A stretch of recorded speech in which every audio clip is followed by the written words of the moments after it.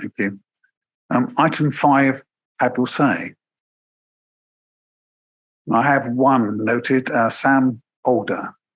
Sam, please do come forward. I'm not sure if you've been in this place before. Well, we'll help you along, Sam. So you've got 3 minutes.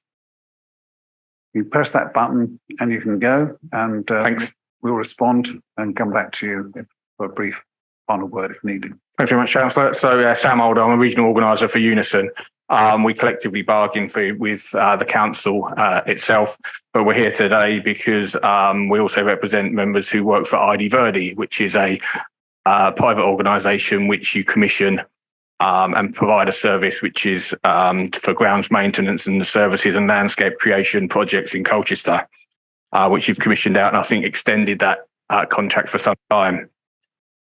You may well remember that last year, and Pam will definitely remember because she was in part of this negotiation, that we negotiated pay for the council staff from April 2022, where the lowest paid member of staff was backdated to be paid £10.90 an hour. That was from April 2022. Unfortunately, the staff who provide these grounds maintenance services and landscape creation projects in Colchester were paid about £2,000 a year less than those lowest paid full-time City Council employees who are directly employed by the council. So basically the question that we wanted to have say and ask around was, is the council able to consider a clause in the ID Verde service to ensure that staff who are employed by ID Verde, seen by the public as council workers, doing a really good job on sports maintenance, roundabout, the castle park, making sure that the city looks good.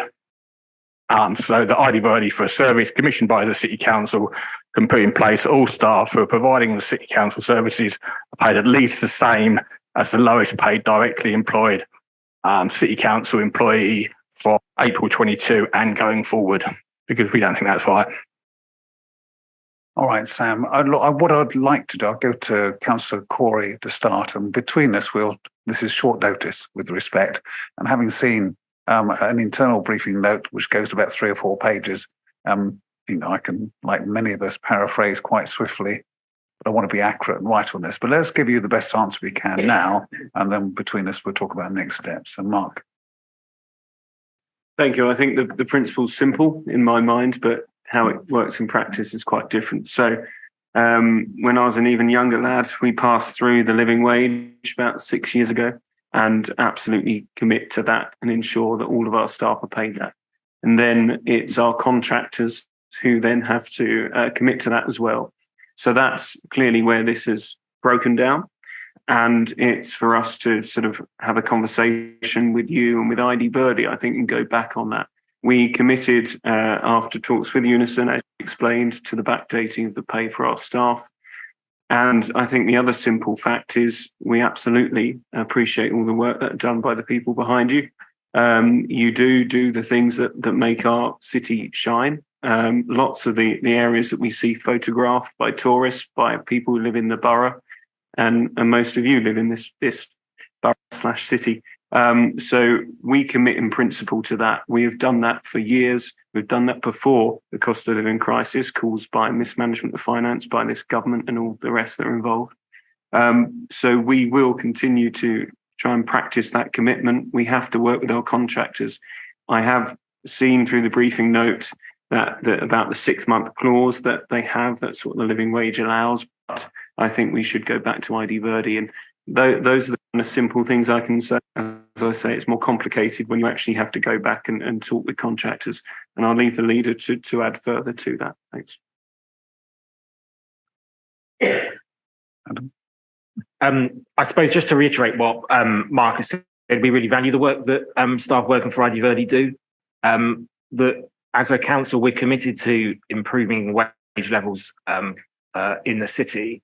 The council is clearly under a significant financial pressure, as Mark laid out, because of the economic calamity that we've seen, and through inflation on the council's budget as well. I think what the council's policy panel committed to some time ago was looking at bringing the ID Verde service back in-house. and that would then give us the opportunity to look at the wage levels too. But I think, as Mark said, it's about what's the quickest way that we can do to look at how we can improve wage levels across the service, whether that's working with ID Verde or over the longer period, thinking about how we might bring the service back in as well. Thank you, Leader. Sam, I think the only thing I would add, and I know words don't pay bills, do they? But genuinely, respect should matter to all of us. It matters to us, and I'm sure it matters to you. So there is no question about that. How much we value you. This is a question of who you're. From my perspective, the bit I have to remind us is who you're employed by. We're not your employer. What we do is have a real influence, the real living wage, on your employer. That we have a contractual obligation to. We oblige our suppliers to ensure that that wage is passed down through their workforce. So we can have a conversation. We promised to do that. But that's not clearly here and now. Our commitment's unchanged going forward. We are a good employer, and we encourage others to be a good employer. And as has been said, the future may, we hope, see you back in a directly employed relationship. In the meantime, we have what we have. Your members are employed by ID Verde. It's not for us to intervene in that, but it is appropriate for us to have a conversation about how our understanding has been flowed through into contracts and into pay. All that stuff that leads to your wage back at the end of the month.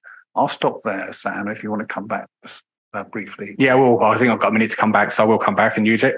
Thanks, councillors. Obviously, I understand what you're saying, but I think the council did overtake the living wage, because the living wage only went up to £10.90 an hour on the 1st of October. Council chose to make an offer to the City Council employees back to April to £10.90 an hour. So you went over and above that.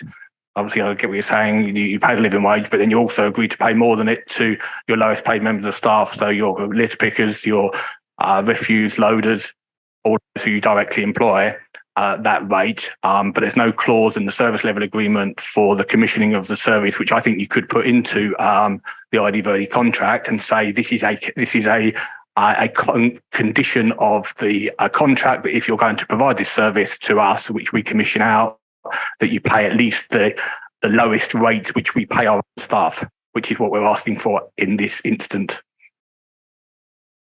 I hear you, Sam. You were very clear. That's very useful. I mean, you've just been too successful in your past pay bargaining, Sam. So you've created a challenge for us, Sam, by being so successful in your discussions with us as a council. It was effectively negotiated. Yes, I know. I've been there before. Look, so all I can do is reaffirm the point that our position is as described, and we'll have that conversation. We're not going to make a concession, Sam, here, are we? We have to have a look at the cost. We've got a first view on it. We have to have a conversation with the employer. And then we have to sort of say, we have to work out if and when we can get that resolved, who is responsible for that resolution. So, but we absolutely do hear you loud and clear. I want to thank you all. But you're welcome to stay as long as you like for the rest of the session. You may have better things to do with your life. Yes, I can understand that. But thank you very much for coming.